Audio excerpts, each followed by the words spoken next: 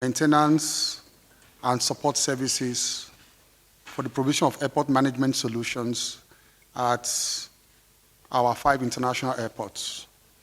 These are people who have been providing these services over the years, and they have done so well, so we decided to give it back to them again. Our management solutions at our 5 international airports of Abuja, Kano, Lagos, Port Harcourt, and Enugu airports.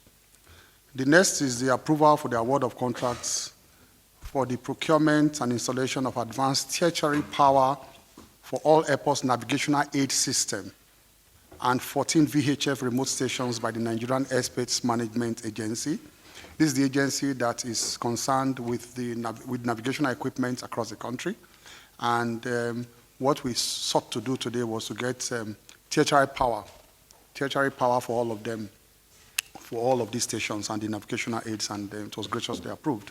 The next, of course, was that we also sought approval to get 15 airport rescue and firefighting vehicles at the major international airports. This is in tune with ICAO standard. That's ICAO means International Civil Aviation Organization, that continues to audit our airports to see whether they meet international standards. And one of the major requirements is that we must have very well-equipped firefighting vehicles in all of these airports. So that was graciously approved. 15 of them will be bought for the 5 international airports. Now, this is one of the major ones I want to mention now, that we sought approval of FAAN to exclude properties owned by the Federal Airport Authority in and around the airports in the country from disposal to private individuals there's one committee called Presidential Implementation Committee or so on government properties set up long ago by Obasanjo's government, where they sought to sell government properties to private individuals, maybe some of them on owner-occupier basis. But at that time, I think it was through presidential memo that they excluded certain properties at that time, having to do with security, safety and security.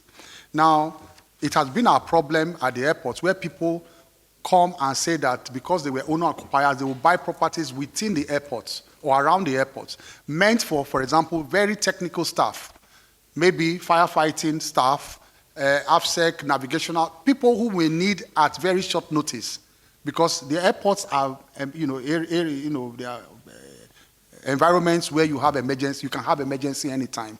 So you need all of those people to stay within government quarters inside the airports because of emergencies. But we have had a serious problem where many of them claim that they had bought these properties.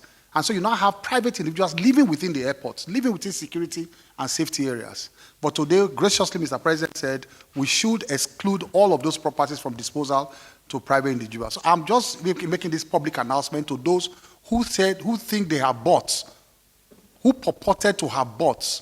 We will not give those properties to them.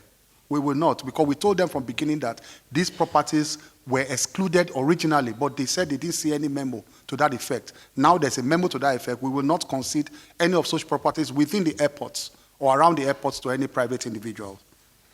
Now, the other one is the Nigerian Airspace Management Agency. For the last administration, they moved all the agencies of aviation to Abuja. So NAMA is one of them, where you are supposed to have a control and command center in terms of navigational equipment and navigational activities. Now, we are renting private properties, and that is not safe enough for the country to equip private properties with such command and control centers to monitor flights across the country and all of that. So we want to build a headquarters, a permanent headquarters for NAMA in Abuja, because we have not had one since we moved from Lagos, but they have a permanent headquarters building in Lagos. But since we moved, we had to make do with a rented property. So we are going to construct headquarters for NAMA. Now, the next one is the concession of the Port Harcourt International Airport to investors to run.